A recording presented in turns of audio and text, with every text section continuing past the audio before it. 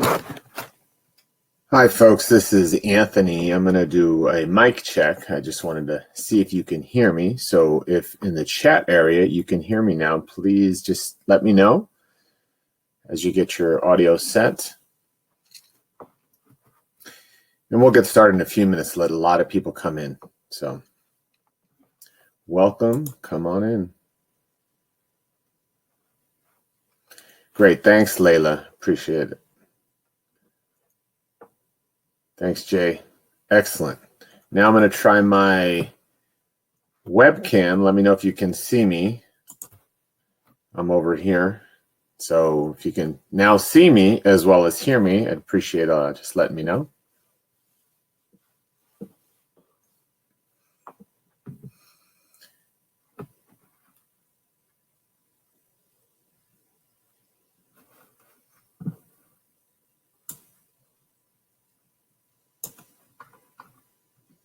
Excellent. Not a pretty sight, but sure, I'm here. All right, we have a big crowd tonight, so I'm going to give everybody some time to come in, and then we'll get started. So I appreciate your timeliness with this. And I'm going to turn my webcam off until we get started. So.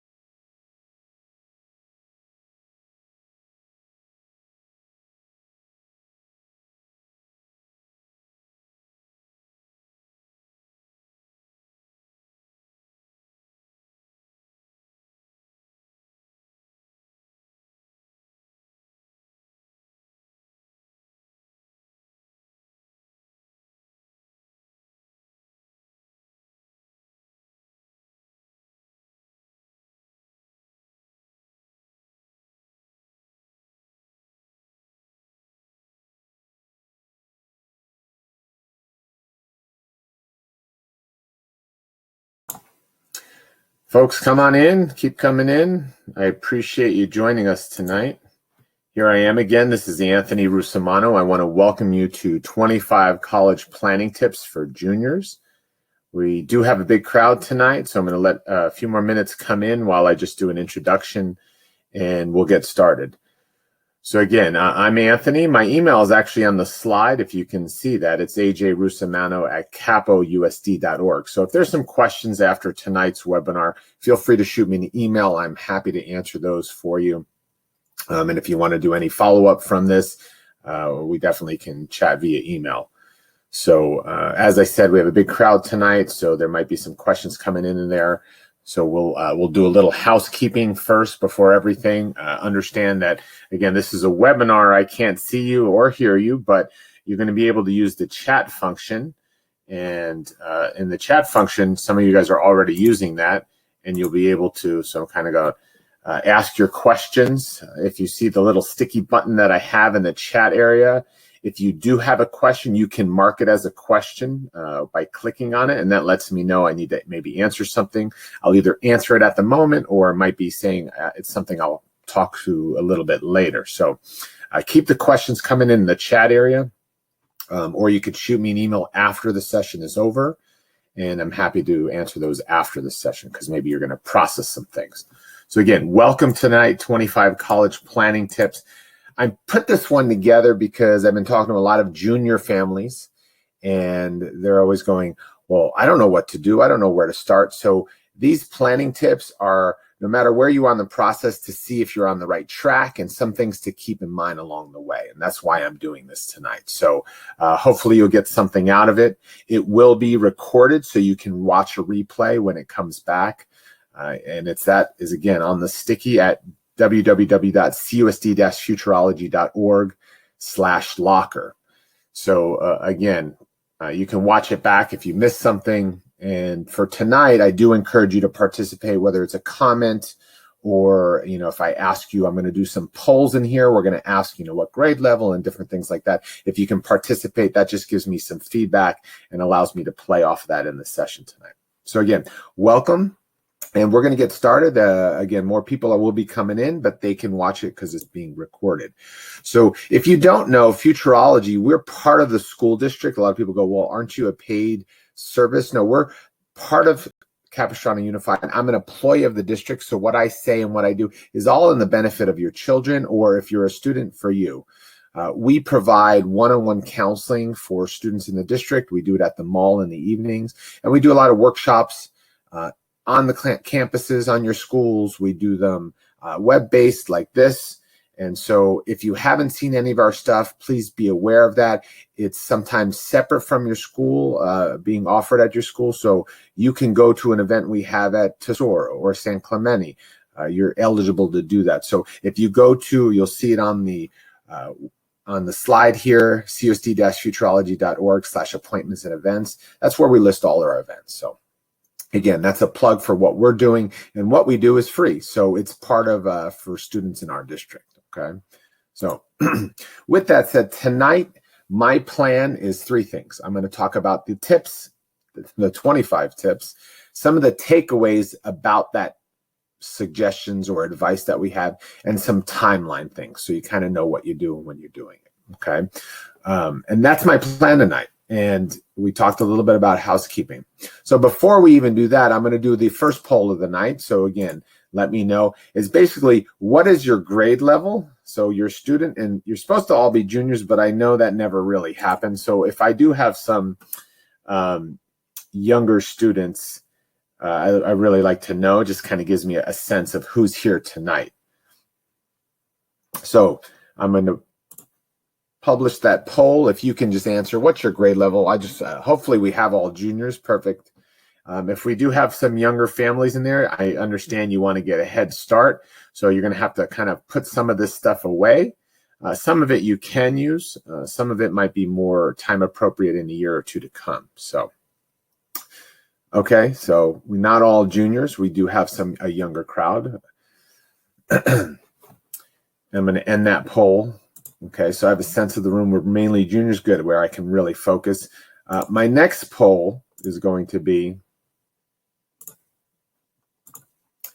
how confident are you in knowing what you need to do to be ready for college applications? So especially for my juniors, my 6th through 8th graders or 9th graders, I don't need you to answer that right now. So if you can answer me for that, how confident are you in knowing what you need to do to be ready for college applications?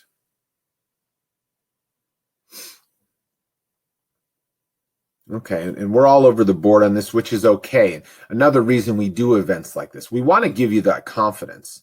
Some people have a little bit of confidence. Some people have no confidence at all. And hopefully after tonight, I'll give you a little bit of confidence, but part of that confidence building is just getting more educated and understanding what that process involves.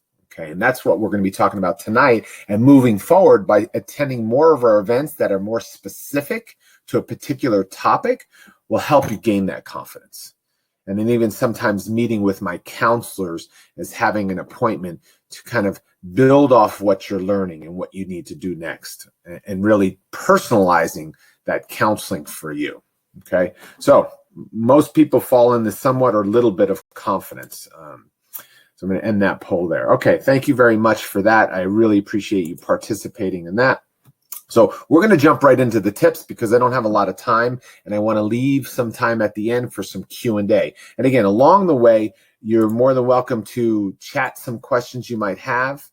And ask some questions along the way. But again, I might come to them later. So my first tip, oh, and before I do that, I might pop in and out of the videos. Sometimes, you might be sick of looking at my face. I just want to give you a break from that. But my first tip, and I'm going to kind of turn off right now, but is to own your process, okay? And for my students on the line, that's for you to own the process. For parents, it's really important that you let them lead this process, okay? And that sounds pretty like, oh yeah, of course that should happen. But it doesn't always. And I understand, and from a parent's perspective, I'm a parent of a middle schooler. I get it. You want to move them along in this process, and we'll talk a little bit more about that. But the student really needs to be the driver. First of all, they're the ones going to college. And applying to college is really that first step towards that independence, because on their way, they're going to be leaving and going to college and starting their adult life. So for my students out there, if you're really driving the process, you will be more successful. And don't expect others to do everything for you, such as research the colleges or sign you up for a test or actually study for the SAT. Understand you can't do this alone, and parents, they can't do this alone.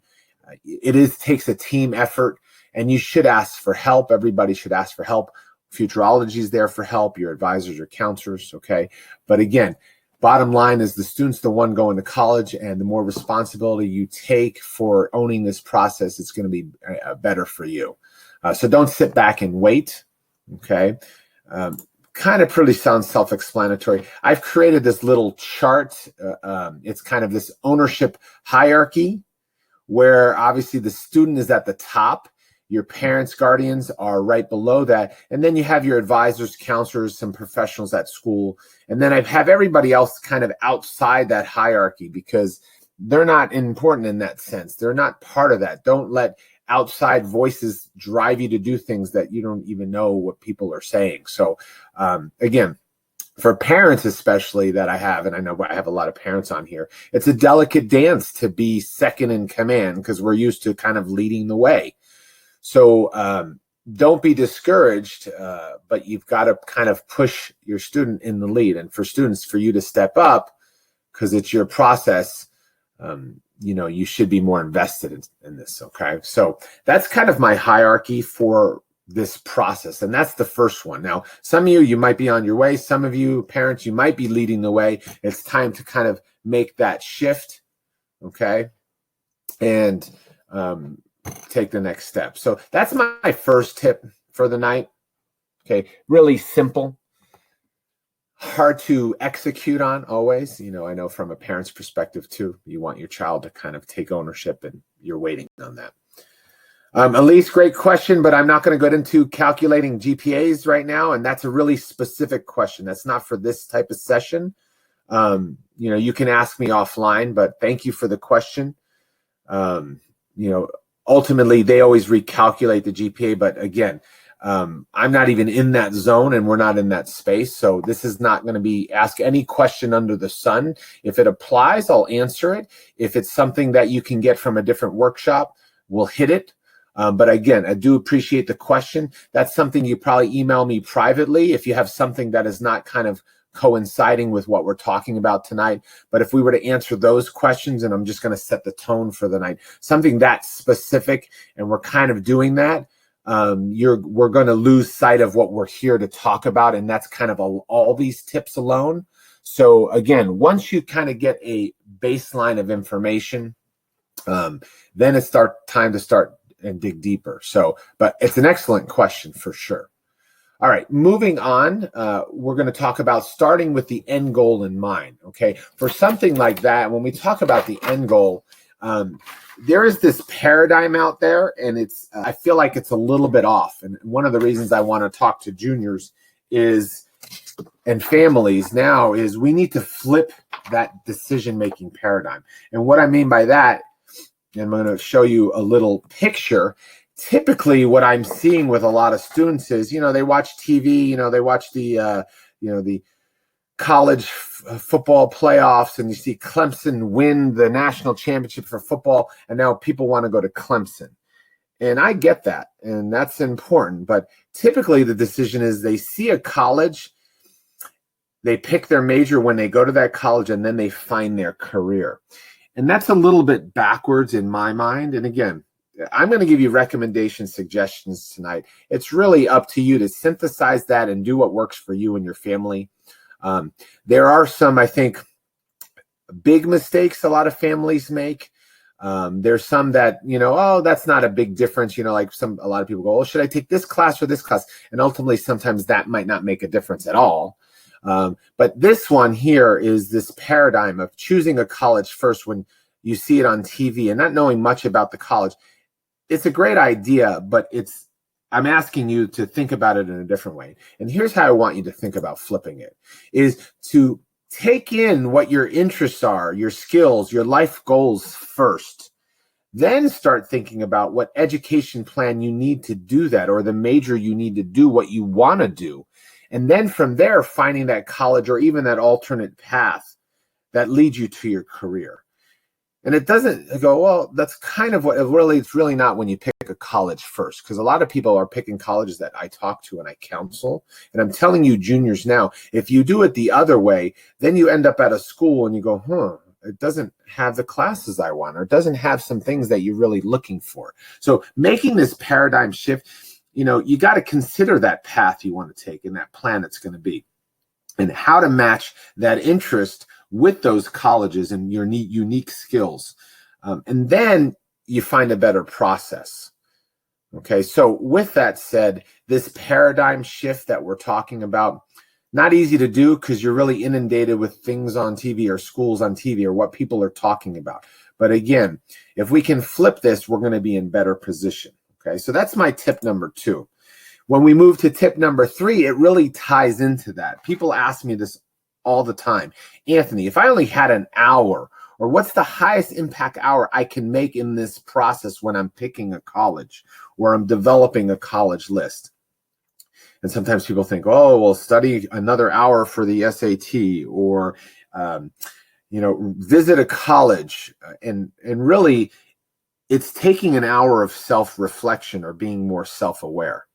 And you go, oh, why does that do it? And again, if we go back to this paradigm, that's where we need to start out, that initial interest, what your skills are, your life goals. That self-reflection is going to set you up to make better and more informed decisions.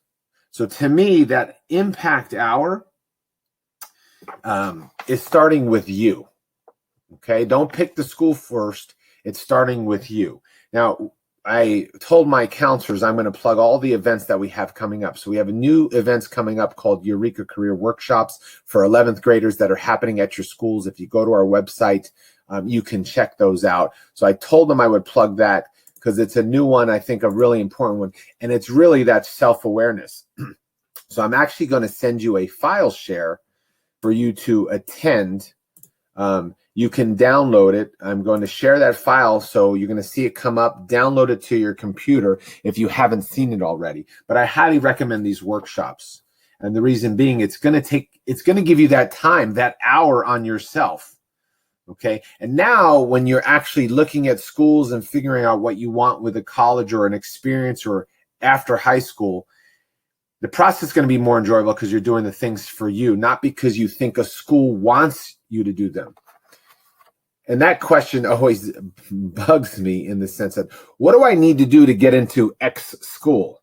Forget what you need to do it, what you want to do to that X school. What do you need to do for yourself to move you along your path? That's the question it should be, not how do I get into UCLA? Okay. So again, a different paradigm shift, and that hour of self-reflection is going a long, long way. Alejandro, yes, the Eureka workshop is only for students. Parents, we're going to be doing assessments. They're going to be answering questions. So it's only for students. Now, getting the results and the follow-up, parents, you should get involved, but that workshop is only for students. So great question. Okay, so moving on to the tip, and I've got to keep a good timeline because 25 tips is a long time. Kind of building on the self-reflection is, again, we're going to be doing these assessments at these Eureka workshops, or if you meet with us and have an appointment with us and you miss those workshops, we'll be talking about the different factors that make up a career or a major or your experience, from interests to personality, and they're all very different. Your interests are things you like to learn more about, whether they be hobbies or just different activities. The values are things that matter to you besides money. So, for example, do you want a flexible schedule for your job, or do you like to travel a lot? Do you want time off? Do you want an easy commute? Those values are important in determining what we want to do on our path. And if we don't take all these factors into account, we're not making a full decision. So again, another plug is for an upcoming workshop that we have is if you want to go to. And again, these additional workshops will get more specifics about these topics. Right now, this was meant for just a teaser on each topic and making sure you're on the right track. So the upcoming webinar that we're doing, and I'm bringing in an outside expert too, is called Reason for Being webinar. So I'm going to share that file. You can download it to your desktop. If you want to talk about what's your reason for being, we're going to talk a little bit more about finding out who you are and what's really important in those factors. And we'll talk about a lot of those things, okay? So again, that's really going to help you with this college planning, okay? All right, and this will be part of that. We'll be talking about the intersection between all these things to find your purpose. That's what we're going to be talking about, that Reason for Being webinar and why it's so important. So again, stay tuned for that. That's coming at the end of this month. I think it's January 29th. So hopefully we'll see you there, okay? So tip number 4 as we move on, and I know we're moving quickly. 1, I'm Italian and I talk fast. Number 2, it's just timing wise. So again, feel free to ask your questions, chat. Number 4 is do best fit research, okay? And what I mean by that is really focusing on finding these best fit schools for you, doing the research, okay? It's thorough investigative research that uncovers these 4 pieces of a college: the academic side, the social side, the financial side, and even the career services. Because again, a lot of people look at colleges and they don't look at all of these aspects. They might go, oh, does it have my major? And if it does, they think that's the right fit for them as the school. But they don't look at what's typically done on a Saturday night, or they don't look like what it's going to cost, or they don't look at how much aid that a school typically gives, or they don't look at what kinds of internships are available for a student. And these are really all important questions, okay? Do you want to be challenged on campus? Are the kids stressed out on a campus? So it's really important. Do you want a commuter school? Do you want to live on campus? When I went to college, it was important that I was living on campus and they had first-year housing for me. So that's really important for you if that's important to you. And again, it may or may not be. So you need to find out of these 4 particular areas, within each of them, what's really important, and do that research, okay? Really do that research.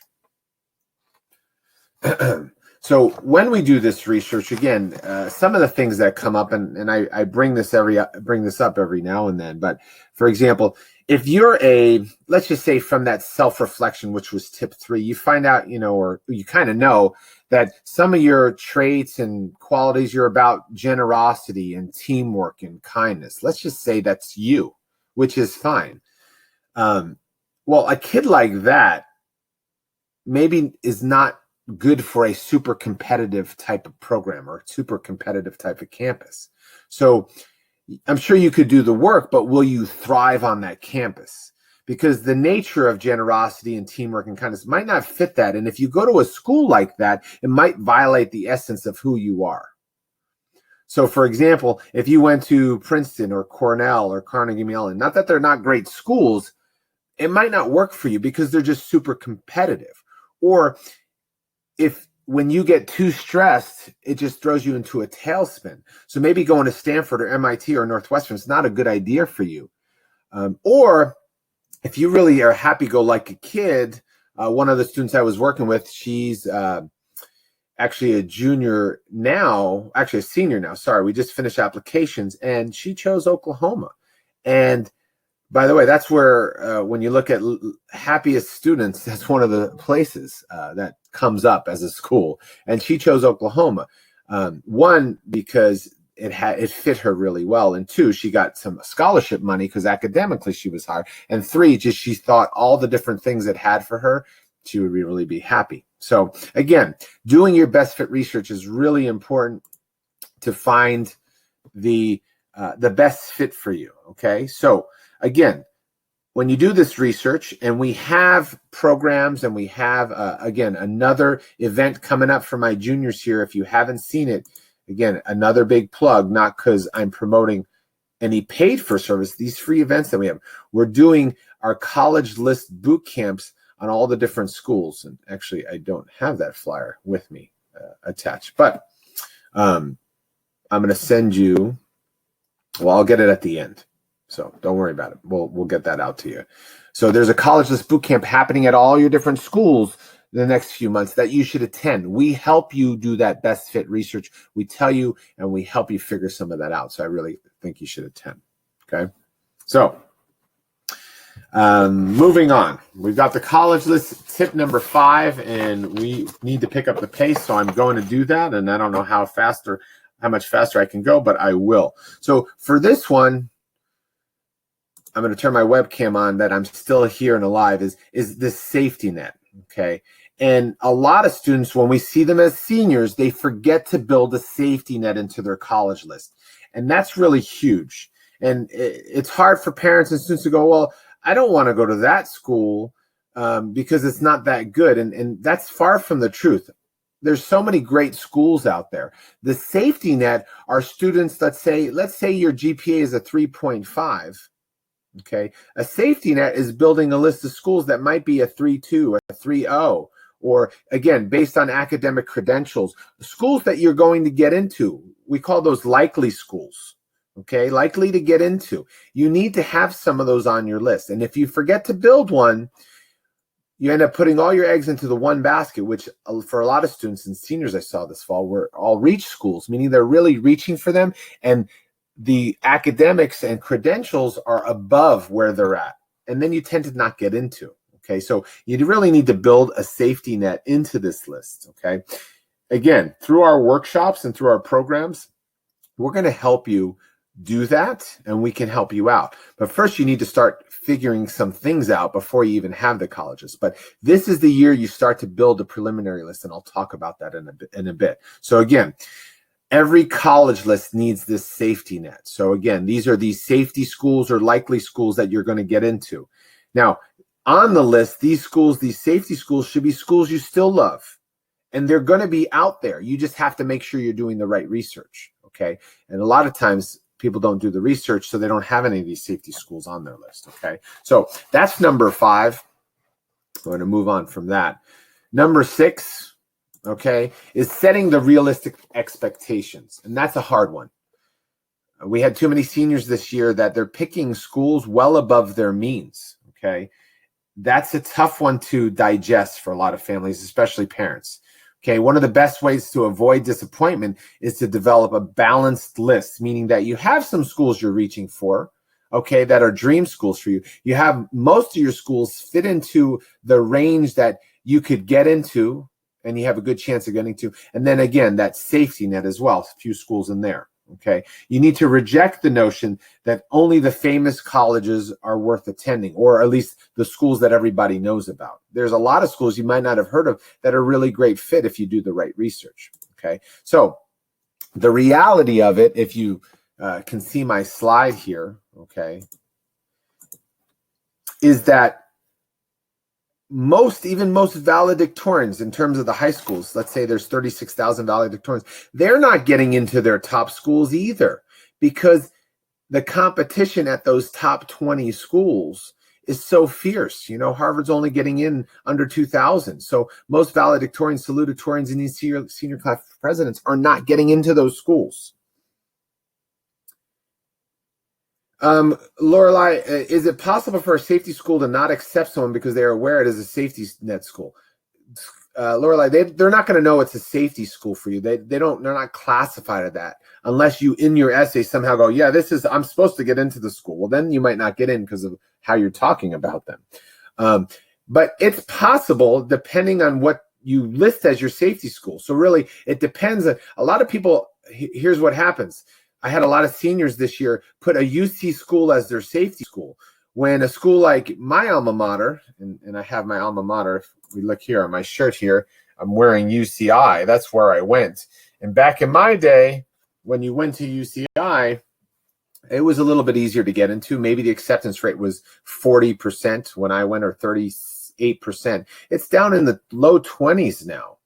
And so for a lot of students, UCI is not a safety school. So people apply to it thinking it's a safety school because they have a 4.0 and they have a, let's say, 1400, but it's not a safety school for them. So again, it really depends. And that's why it's so important to make sure your list is really balanced and somebody's really looked at it to make sure that they're in the proper range. And again, in some of our workshops, we teach you how to do that.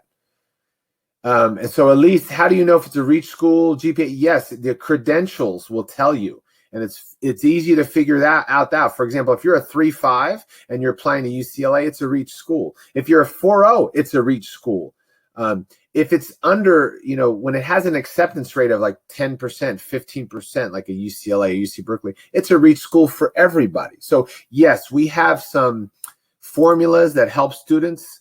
Let me see if I even have it here. So here's, for example, reach, target, and safety. I kind of did a really quick, estimate. So like if it's accepting over 75, 80% of students, it's typically a likely school if you have the right GPA and test scores. Okay, so great question. Again, this is a precursor to what work needs to be done for everybody here on the call. There's more work that needs to be done to determine if you have a reach, target, or safety, how you actually do it based on your grades and test scores, because we might not even have your test scores yet. So you can't determine it until we have that in your hand. So come to the additional workshops, come to our programs where we're doing college list stuff specifically. Here's some quick takeaways. I like to tell students 1:1 ratio. Typically, doesn't always fall in that way. 1 reach school, 3 target or match schools, and 1 likely or safety school. That's a better ratio. Most of the kids that I've seen, they're top heavy. They've got 10 reach schools and 2 target schools, and that's it. Really doesn't work. You should be getting into about 75% of the schools you apply to, if not more. That's if you have a balanced list. And most kids are applying to 8 to 12 schools. Okay, so even for the safety schools, you need to fall in love with those safety schools, which it's possible. They're not bad schools. Okay, there's really no bad schools out there. Okay, and that's finding the best fit research we're talking about. So you got to do your homework. We'll help you work with college search tools. So again, you can use your credentials to kind of synthesize a list. Okay, but those are some of the takeaways. And again, in this workshop tonight, I'm not going to teach you how to make a college list. I'm just telling you it's really important, okay, to set realistic expectations. That's a tip, okay? All right, moving along, just kind of really pointing out, if you see here, this biggest piece of the pie are college accepting at least half of their applicants. Most colleges accept most students, so that's the good news of it all. There's really a small pie, the red, less than 20% of applicants. It's a really small piece of the pie. The problem is most everybody wants to put on their schools that small piece of the pie. And that's not the smart way to do college applications. Again, that's the tip. But a lot of kids don't follow the tips. But you here now, I know all of you are going to follow that. And when we see you as seniors, you're going to make sure you do the work necessary that you have that balanced list. Okay? All right, number 7. Is find your EFC. Now, if some of you don't know your EFC, and this is going to be helpful when you become a senior, but doing that now is really important, okay, is to find your, what we call expected family contribution, okay? Now, on every college website, they have what we call a net price calculator. You can figure out what a school is going to cost. But initially, when we make our preliminary college list, shouldn't be thinking about price, because you don't know how much merit aid or financial aid a school gives you, because a school that might be $50,000 might end up only being $20,000. But still, before we do that, you should find out what your EFC is going to be. Okay, so again, that's the estimate of what a college is going to cost, not just the tuition. We're talking about what are books going to cost, living expenses. All that stuff should go into when you're looking at schools' costs. But for you, expected family contribution is how much are you going to need to help foot the bill, and what it might actually cost. Now, the published prices on the college websites can be very scary and overwhelming. But again, the published price might not be what your family will actually pay, because again, that EFC is going to help determine what you're actually going to pay. So before you scratch those schools off the list because it's too expensive, use that net price calculator and find your EFC. Okay, so really, really important. Okay. Number 8, define your deal breakers. Okay, so when we're doing our college research, and again, this is finding out who you are. This self-exploration is really important. If you can see on here, I've got if you know that left picture is the Duke Blue Devils, the sports fanatics that have to paint their faces. Like, if you need that kind of sports program where you're going to be that involved in school, and that's non-negotiable, that's one of your deal breakers. So when we're looking at colleges, you have to define those, okay? So it's really important for you to see what's really important, what really matters, and what you can, I can live with that. I went to UCI, no football team, so I was able to live with that. Do you need to travel abroad? Does it have to have a study abroad program? Does it need to have, do you need to have your car on campus? Maybe you need your car on campus. I don't know what it is. Maybe it's location. You need the sun or the beach, or you need to be in the mountains. I have no idea, but you need to define those. And once you do, you're going to have a better college list. Okay. This happens a lot. A lot of students who go, I really want more personal attention. It's a deal breaker for me. So I want smaller classes. And then they're putting schools on there that have 500 in a class, like a UCLA. Well, then you don't know your deal breaker. So what are they? Define them, and you're going to be able to make a better college list. So right now is the time, as your juniors, and you can even as younger students, 9th grade, 8th grade, you can find out what's important. Now there's importance, and there's you must have it, or we call those must-haves or preferences. Okay, so again, and I just turned on my video just to make sure you know I'm here. So for those, again, define your deal breakers. All right. For me, I had only a couple deal breakers for me. One is I played college soccer. I needed to have it that they have a college soccer team, number one, and that I was going to play. It was a deal breaker because I was going to go to a college and I wasn't going to have playing time or starting time when I first came in. So again, UCI was perfect. I wanted to live on campus. My first year housing was really important, and a co-ed college. So it was really simple for me. Here's number 9. If you want merit aid, again, this is the setting the realistic expectation. It ties in. You need to be in the top 10%. Now, do you need to be in the top 10%? That's just kind of my rule of thumb. A lot of people go, well, I want a scholarship, a merit scholarship, because I have good grades and test scores. And then they apply to Stanford and they go, why didn't I get merit aid? Well, because everyone else there has those test scores and those grades. So again, this is another reason when you pick some safety schools, those are going to be the ones you're probably going to be in the top 10%. And if you are, you're going to get that merit aid. Like I said, the girl that I just talked about who's going to Oklahoma, she's getting some merit aid. She's basically getting in-state tuition because of her grades and her test scores. That's a great strategy to apply to your college list, okay? So again, consider that when you're looking at schools. Another thing to consider, if you've heard of WUI, which is the Western Undergraduate Exchange, it's a program where you actually can get reduced tuition. And based on your merit, your test scores, your GPA, you can find a school that's going to knock the price of tuition down. Look at those. So again, when you do a college fair and everything, see if they're WUI schools. And in March, we're having another event at San Juan Hills High School, the mock case study event and mini college fair. There's going to be a lot of WUI schools there. Okay. So again, if you want merit aid, top 10%. Number 10, create a preliminary college list before the end of this year. Okay, you guys should have a preliminary list. Not that you just made up and threw schools on there. That actually done some work and saying, this school's on my list because it has this and this and this. You should have a list. Because if you don't, and by the time you come in the senior year, if you haven't really looked at a list and started shaping a list, you're going to be really behind the 8 ball. Okay, so again, this one's a really quick tip. Make sure you have one. And we have enough events coming up in the next few months that you should be able to get one down, and a decent one at that. And we will help you start shaping and narrowing that list. Okay.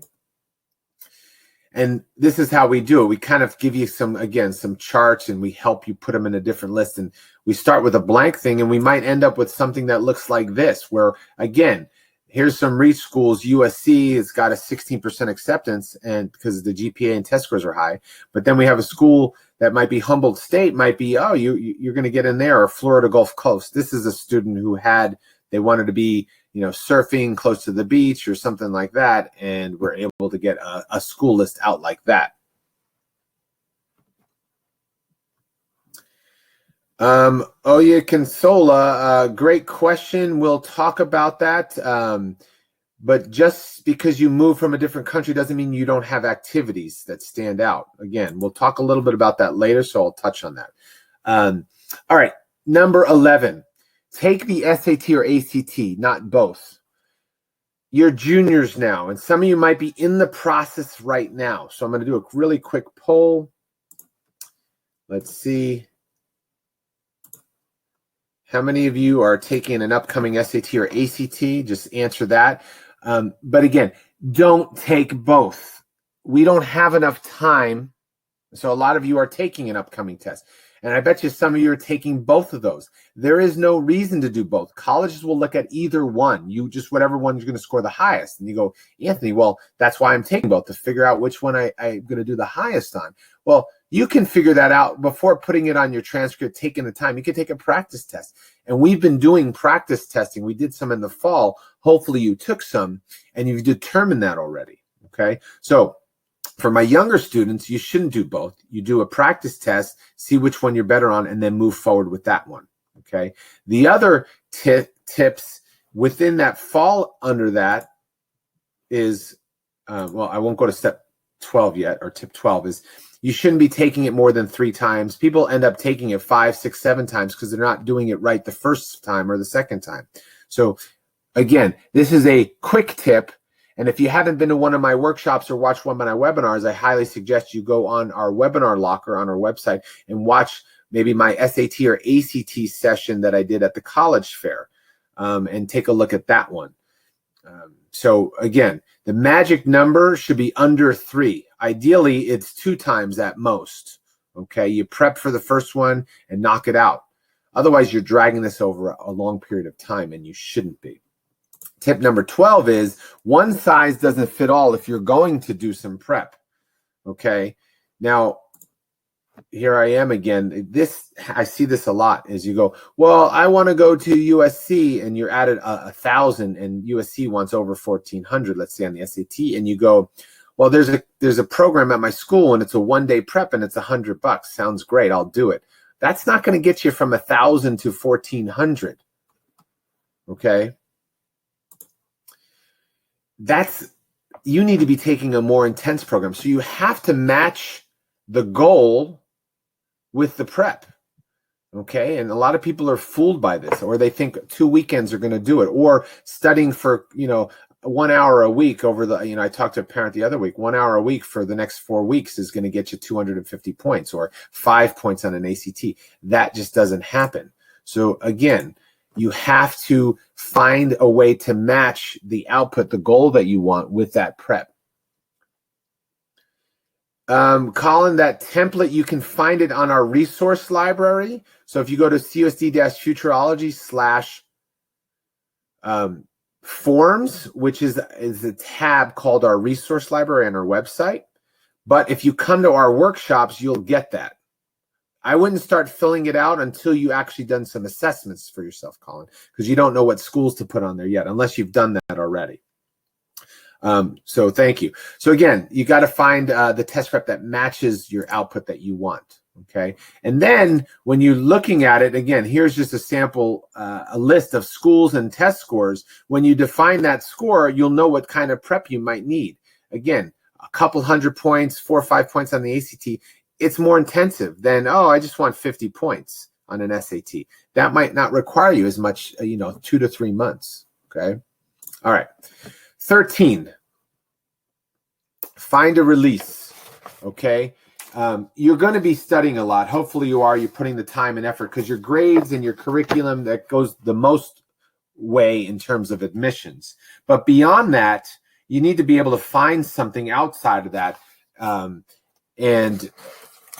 gives you the release in 2 ways. The release from the stress of that and set your mind free. Okay.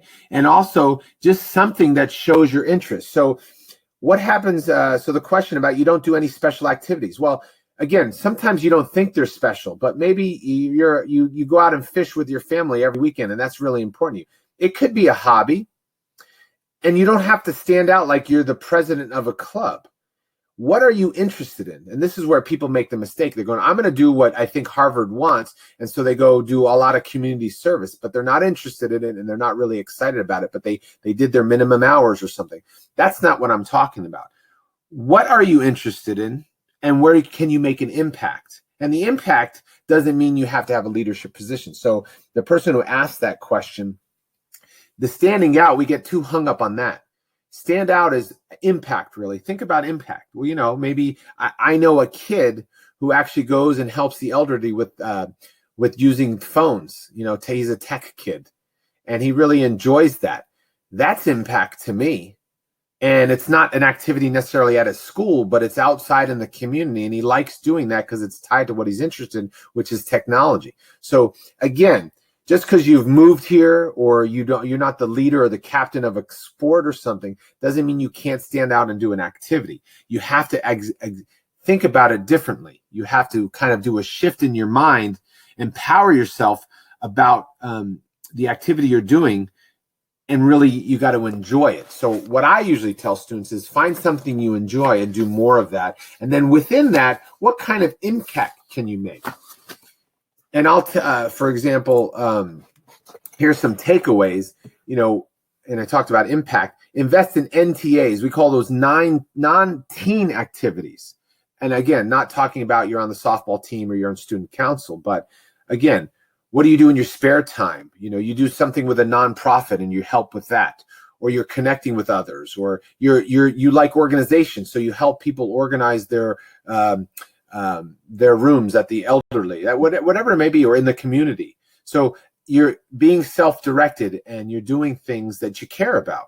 That's important. So if you can do that and you do quality, what I say, quality over quantity, because academics aren't everything and you're exploring your interest in whatever it may be, it's going to look good. You have to get off, what does the school want me to do? Forget what the school wants you to do. What do you want to do and what you're interested in? Colleges are looking for experiences that demonstrate your commitment, and you can do your commitment in any way you want.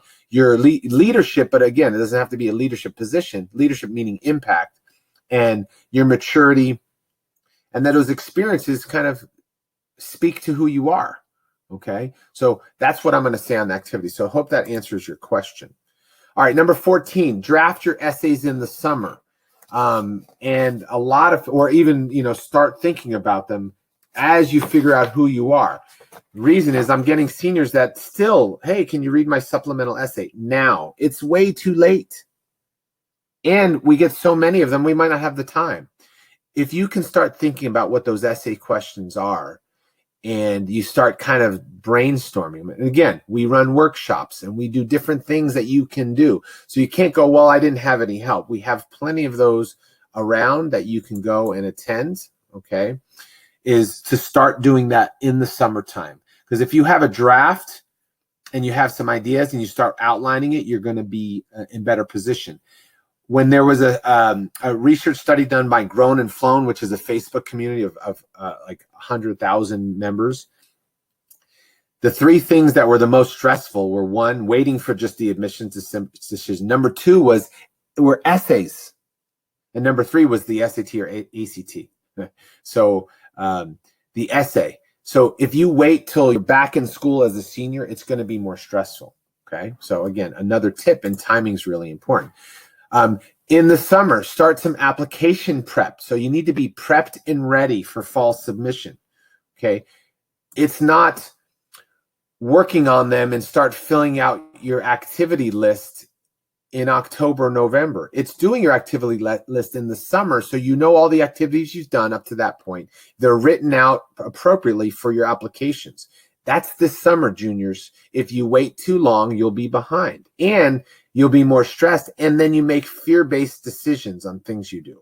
Or now I'm joining another activity, or I'm doing this, or here's a school I'm applying to. And you do because you're so overwhelmed. Okay, so this summer application prep is really important to start doing it on your own. You should be knowing what things are on an application in the summer. We plan to have some things in August for you and in June that can kind of get you started. You know, again, some essay workshops and different things like that. Okay. So number 16, teacher relationships. All right. And again, it's setting yourselves up for these in the fall when you're applying to college and you need recommendations. Now's the time to, if you haven't, or you like a teacher, you kind of participating in a class, is getting some teachers on their good side. If you don't, you know, not necessarily bringing them an apple for a day, you know, but who's going to be your best advocate? Look at them now. Start talking to them now. And, you know, the worst thing that can happen at the end of this year is they say no. Like, you might go, hey, next year, if you wouldn't mind, I would love to ask you for a recommendation. You can start that conversation maybe at the end of this year, but start developing the relationships now, okay? Your recommendations will matter maybe just as much as your essay if a school accepts recommendations, okay? Not every school requires recommendations like a UC or a Cal State, okay? And also make their job easy. Okay, give them the stuff that they need. They're busy, okay? But if you talk to them now, I'm telling you, it's going to give you a leg up when you're doing applications. All right, number 17. And, you know, when people even ask me about that, that's scary to me, okay? Please don't stretch the truth. Just be honest. And if you're not being honest, it tells me maybe that school you shouldn't even be applying to, because if you have to stretch the truth to be a good candidate, then maybe that's not the school that should be on your list. When you're worried about getting into college, you know, I get it. It's sometimes you're tempted to kind of lie. Now, there's writing something in a way that makes it sound better, and that's why you should do your activity list earlier than later, because you can go, well, you know, if I look at it, a lot of times I go, it just would sound better if you say it this way. You know, fundraised $5,000 for charity as opposed to, you know, helped raise money. You put a number on it, and you know, you did more things for it. So again, putting things on there that you really haven't accomplished. Okay, there's just no bigger mistake than that, because if they find something out, whether it's a class you took or something you did, they typically can spot those a mile away. I'm telling you, even in your essays, they spot when you're not genuine. So again, don't do it. Number 18. Oh, here's some additional blunders. Again, this is going to be recorded so you can watch it back. We're kind of running out of time, so I want to get to the next one. 18, beware of bad advice, okay? And I say that because I hear so much bad advice out there. Someone said this and someone said that, and you know, it really bothers me when you don't even know where that source is, but you've heard something and you haven't checked it out. I'd rather you check it out before you follow that advice.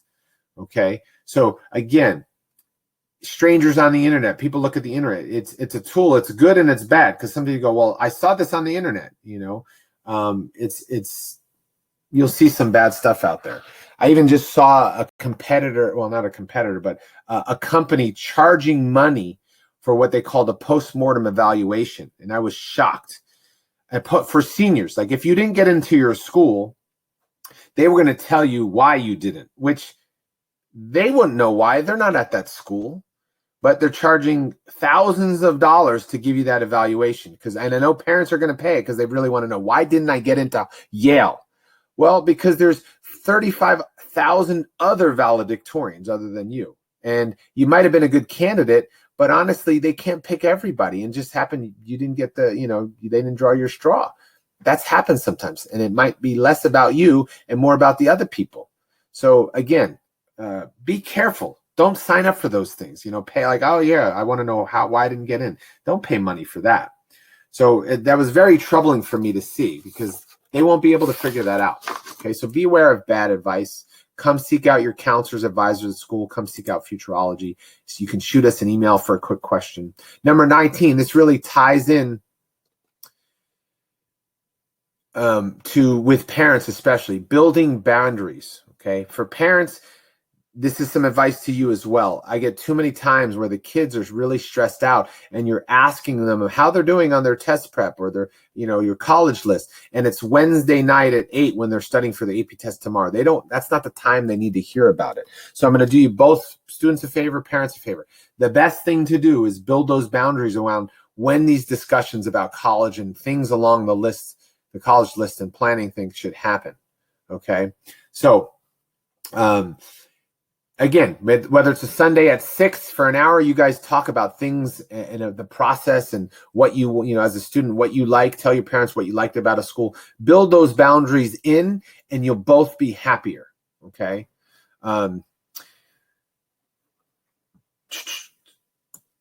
Okay. Got a couple questions about recommendations. So let me see. Here we go. Scott, can a recommendation come from a mentor in the community? Yeah, Scott, good question. It depends on what program you're applying to, but a lot of schools, they want teacher recommendations, at least two teacher recommendations. And that's why I said make teacher relationships now. And thank you, Ann, for answering that as well. So again, and then schools that you don't need to be sending, I got an extra recommendation, I'm sending more. If schools aren't asking for more stuff, don't send in more stuff. It's like you're not following directions and they don't like that either, even though you might have one. But that mentor recommendation might be great for an internship or a job. So I keep that in my back pocket as well. You might ask for it and maybe use it later. Okay. So building boundaries, parents, really important. Number 20, FaceTime. FaceTime with your advisor, your guidance counselor, or your guidance counselor and your counselor at school. Like the more FaceTime you get with the people at school that can help in college planning, the better. The Futureology counselors, it's really important to get to know all of them. Okay, even though I know they have hundreds and hundreds, but it's better if they know you and what you're doing and where you're at in this process. So make those appointments to check in on your class schedule. Make sure you have you're ready on your track to graduate, your A through G requirements. Ask questions about anything like that. Just coming here tonight and asking me questions online or afterward, really fantastic. Even though I don't get FaceTime with you, at least I get email time. But even coming to our events when we're on the high school campuses. But the more students who actually meet with their high school counselors, advisors, it doubles your chance you'll attend a four-year college. Just by having more FaceTime, there's a study out there that it actually increases your chance of going to a four-year college. So please do that, okay? So find them out. And I know some of your schools, they already actually instituted at your classes or in your school, okay? Meeting and greeting, okay?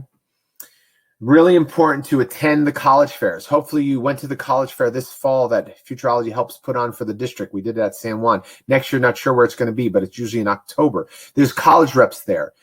At your school, college reps comes out. So if you're a 9th grader, 10th grader, even the 11th grade, you should be meeting with the reps and talking to them. Again, I mentioned, that's how you find out if it has things you want. You can find out about the WUI scholarships and the tuition breaks, going to the college fairs.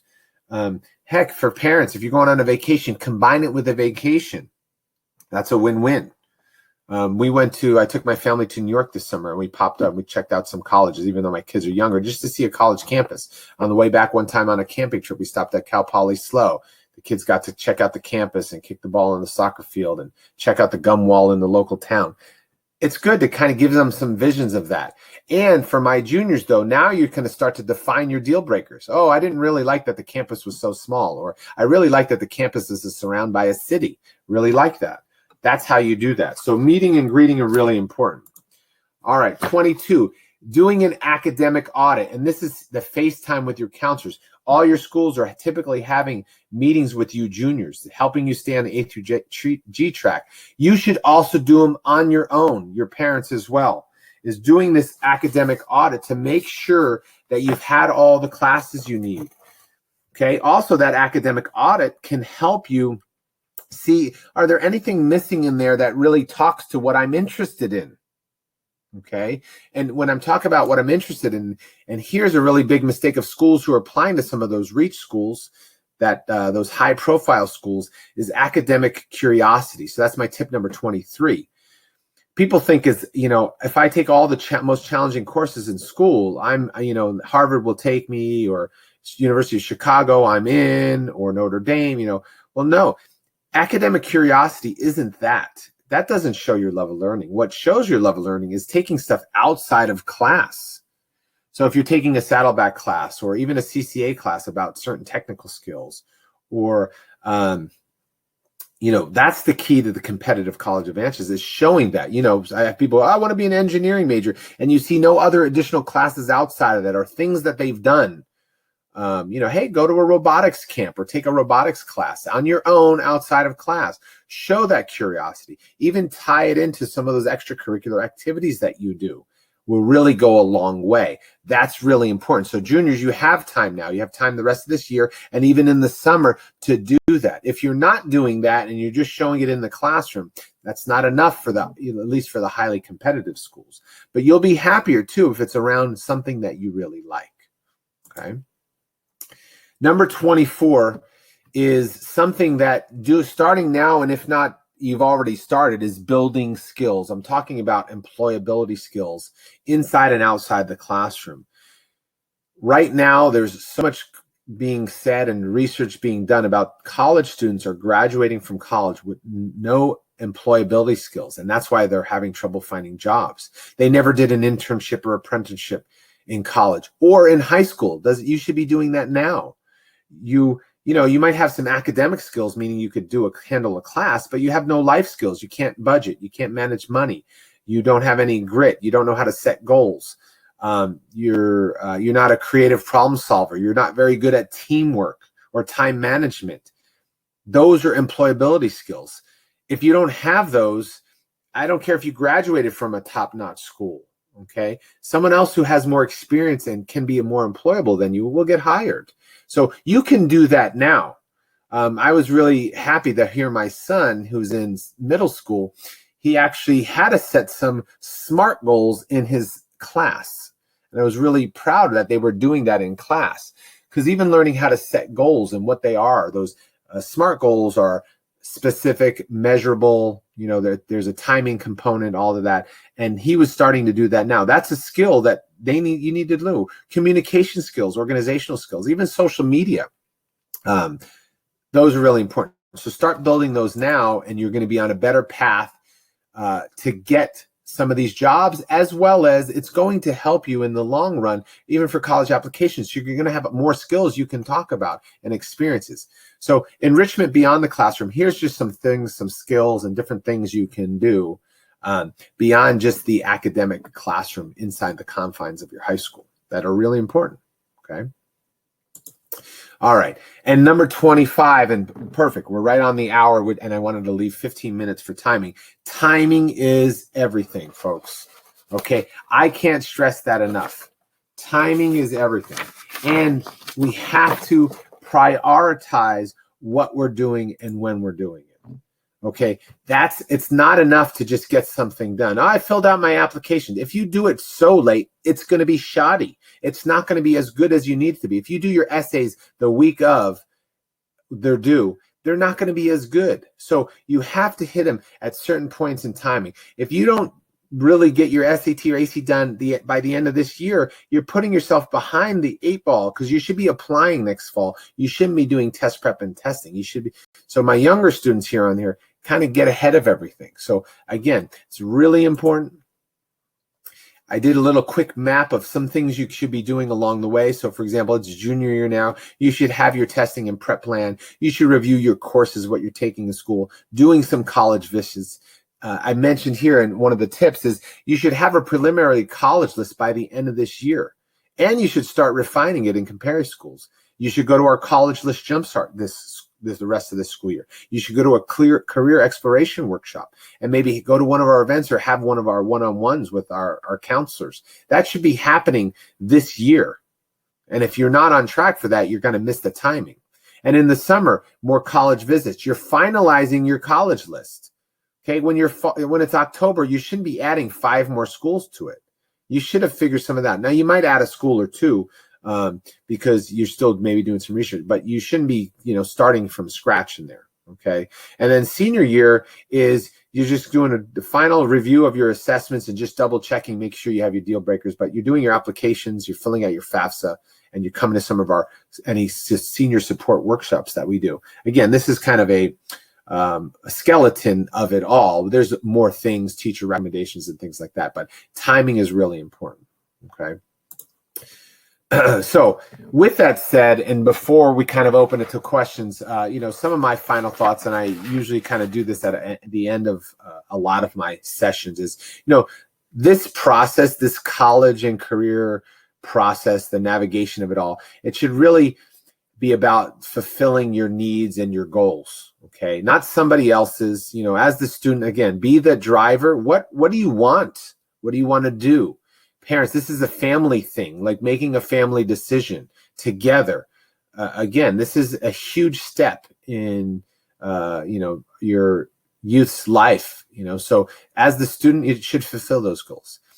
When we talk about best fit, okay, and I always say this too, there's 0% chance you're going to learn everything in an academic classroom. And this counts for college that I'm talking about, but even in high school, there's so many more things outside that you can learn about, whether you're about your interests, what you want to do. So again, find things that fit and work for you and take advantage of those. Effort is the great equalizer in my mind. I tell my kids who play sports now, it's like, you get out there and you put everything out there. If you're not working hard, that's not it. You have to put that effort in. It's the same with this process, putting your effort in if you're doing some test prep and taking your test, doing your college list, doing these assessments and finding out what you really want. Now, granted, I didn't know what I want to do. I still don't know what I want to do, but you're not going to know exactly what you want to do. It's an ongoing process, this thing, finding out what your interests are, and they change over time, but being aware of that and adjusting accordingly. And you can adjust accordingly. Maybe a school's on your list now and it's not in 6 months because you changed a bit, which is fine. But if you're not even looking at that, then, you're not putting the effort in. BAK is just be a kid. Don't forget to do that. And again, find that release, find something that enjoys you, because you kind of need that release. Too many kids are going to college stressed, and at colleges, they're staying stressed because they're not doing some other things that give them that release. Okay. And so again, if you're already stressed and going to a more stressful school, you might not want that environment. So finding a school that might fit you is really important. And find the things that light you up. If the parent is here and the kid's not here, like, what are the things that really keep them excited and interested?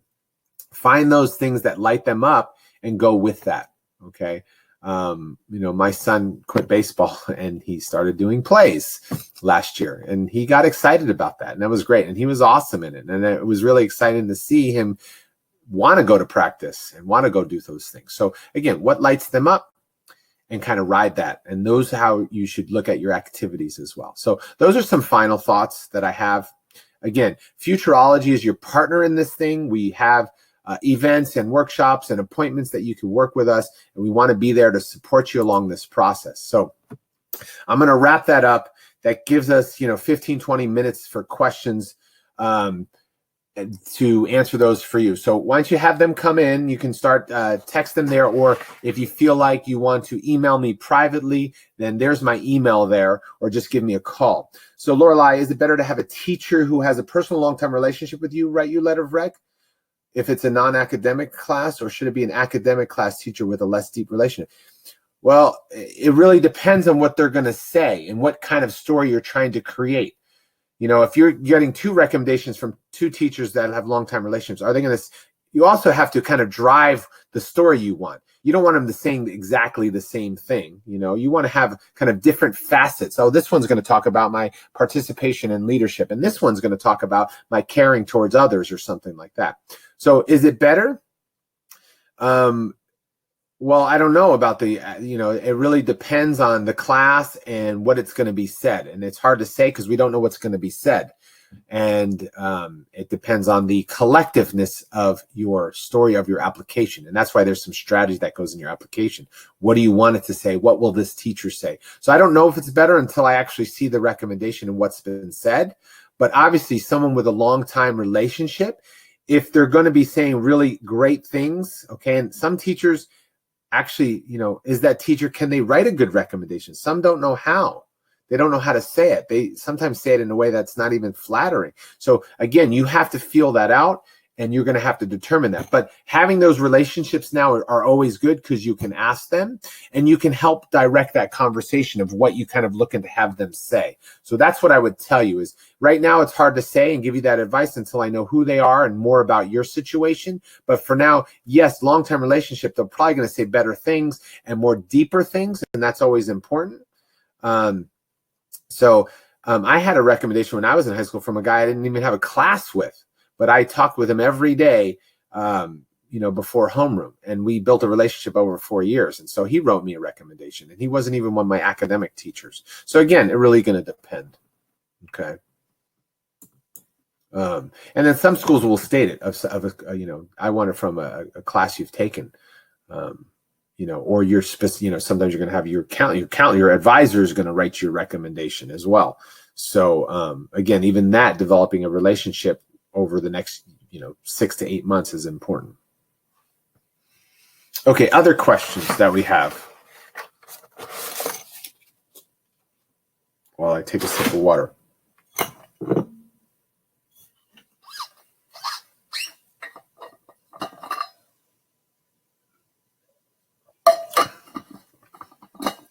I don't know if at least that's always the case, recommendations.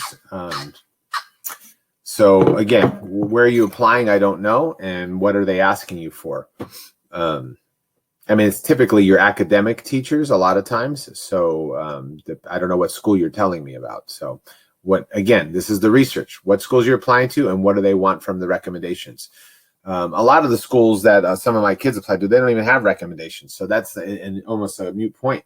So but that's why even as a junior, now is the time, and a lot of juniors will take a class next year too with the similar teacher, and then they're going to get a fantastic recommendation, have them for a couple of years. So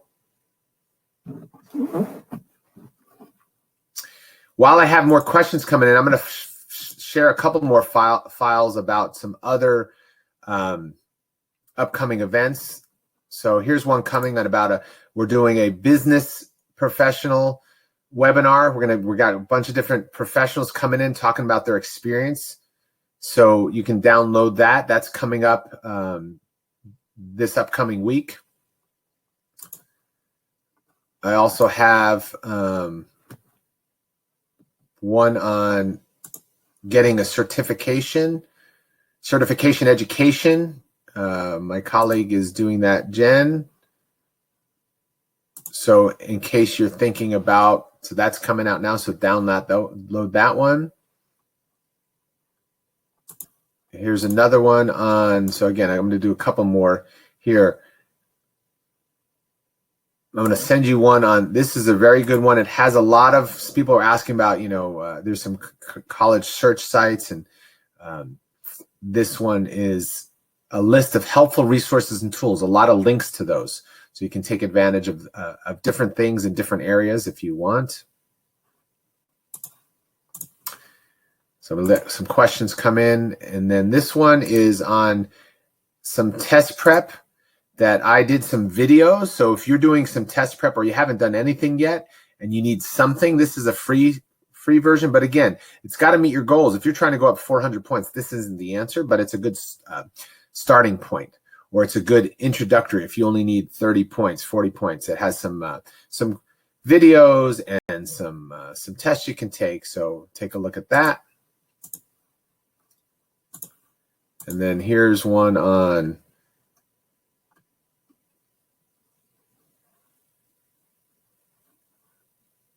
okay, so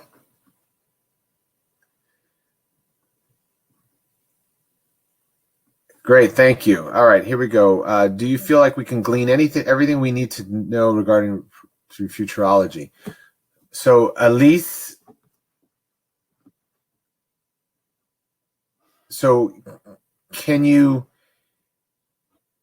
are you asking because you might want to seek outside? I don't know what you need. That's part of the problem. I don't know. I don't know your situation and what you're looking for. But again, we help with all aspects of it. You just got to go and attend those things. So do I think you need some additional help? I don't know. I have no idea. Maybe you need some test prep and you need to go buy that. We don't do test prep.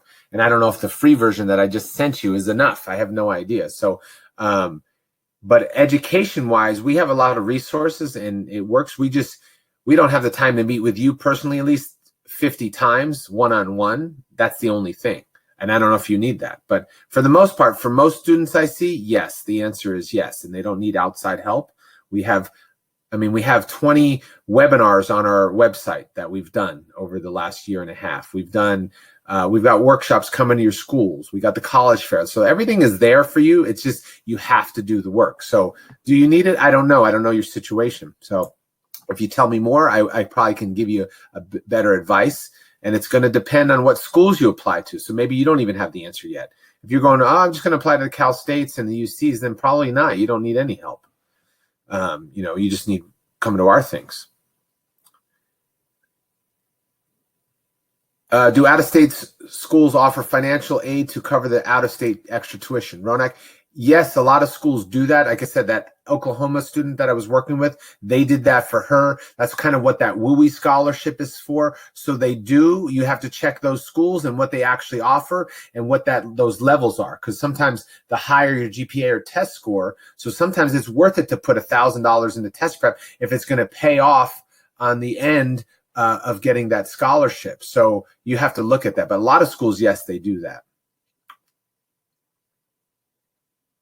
Yeah, and spend $6,500 through a private college counselor. Okay, so yeah. So email me privately or give me a call, but that's expensive. I'd rather you spend, if you needed, $1,000 on test prep and get your test score up and go to some of our things. So it's really depending on how you spend the money, because a lot of those private counselors, they don't do those other things as well.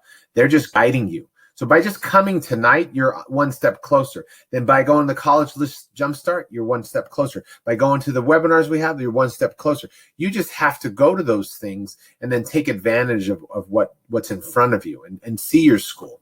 It's just a lot of times parents, they don't want to do that, and they want somebody to work with their kid directly, handhold them, and sometimes they're willing to pay that. Lorelei, how can we determine if we are in the top 10% for merit scholarships? Well, again, what's the average test score? Come to some of our other workshops. We help you do that. But for example, if you are looking at a school and the average test score is 1,400 and the average GPA is 4.0, and you're at a 3.5 and a 1,300, you're not in the top 10%. So what you need to do is, if you have, let's say what your test score is, if you have it, you can email it to me, but let's just say you have a 1,200 and a 3.5. Well, you should be, for that merit scholarships, you should be looking at schools that are, 1,000 and under, or a 3.0. And the schools will actually have them on their website. You got to do the research. If you go to a school and you look up scholarships, they'll tell you at what GPA, or, for in-state, out-of-state, at what GPA and test scores are you in the running for certain scholarships. That's the research part, guys. And that's the work you have to do. Not a lot of people put that work into. I'm telling you, that work pays off, because if you realize that if I just get 100 more points on my test score, I have the right GPA, I can get $5,000 a year in extra scholarship money.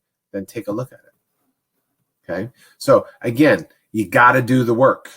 There's a lot of work involved, and you got to do it. The more work you do ahead of time, the less you won't be one of those seniors that have had this fall they're so behind and they're so stressed out. If you take it a little bit step of the way, it should be no problem. The hardest part is just filling out the application, is putting your name, your email. It's just a pain in the butt. But once you do that, all the other stuff, if you have taken care of all that, it's really easy. You just got to do the work, do the research, take an hour or two on a Sunday, look at some schools, and so come to one of our College List Jumpstarts so you can have the base of information to be looking at schools. If you haven't done a Eureka assessment with us, might not be knowing what you're looking at or how to do that. Okay. While more questions come in, I'll send you a few more files on some flyers. And here's a good scholarship handout that I usually give about different scholarships you can start looking up. Again, doing that and not waiting till the fall. You should be looking some of those up. So again, when you watch this back too, you could always get some of these flyers, or you just go to our website, CUSD-Futureology/appointments-events. You'll see all these events that are available to you. If you came tonight, there's no reason why you shouldn't come back to 2 to 5 of our events coming up in the next couple months. I really suggest that you do that.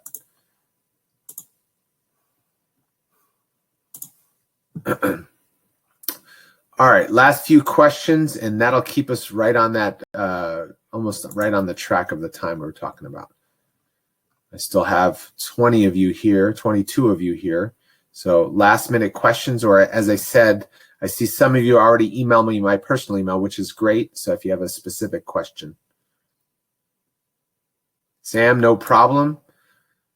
Sam, if you're the high school kid, I hope you're the driver of this whole thing, and I'm glad you're here. If you're not and you're the parent, I hope your child can watch it back. For those of you parents here without your child, have them watch it back. I'm going to put the recording up, and I'll probably email it out to everybody within a couple days. Have your child watch it.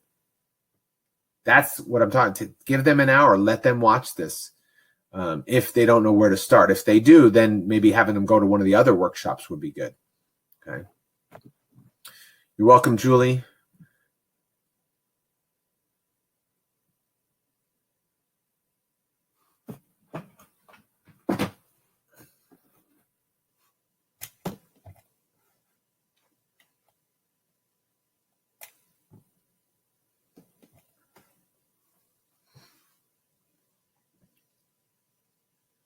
Are private, so Layla asking if private test prep classes are a lot more effective than group.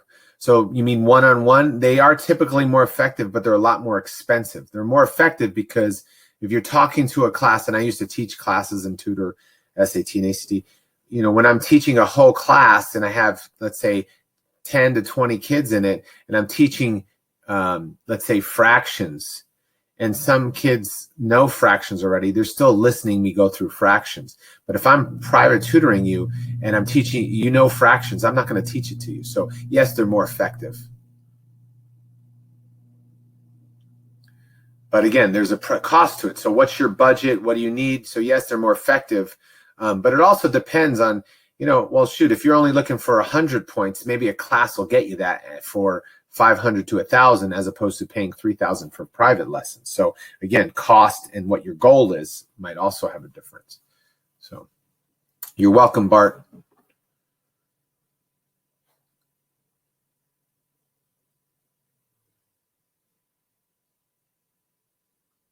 Well, if that's the case, I'm going to end it. I'm going to wrap it. If you guys have any follow-up questions, just please email me directly. My email's right on that board right there. You're welcome. You're welcome. Have a good night. I appreciate you all taking the time, and hopefully come say hi at another one of our events.